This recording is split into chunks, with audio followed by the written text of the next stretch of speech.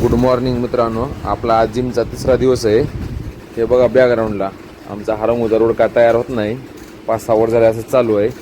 मग मी आलो आपल्या लातूरच्या शहरापाशी. मग आपल्या लहानपणी जर आठवणी आल्या मला पण.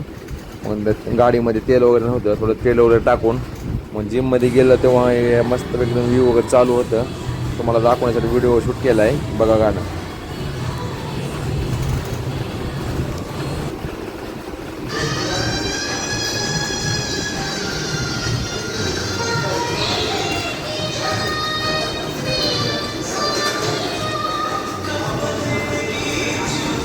आज गाणे वगैरे एक नंबर लागत होते.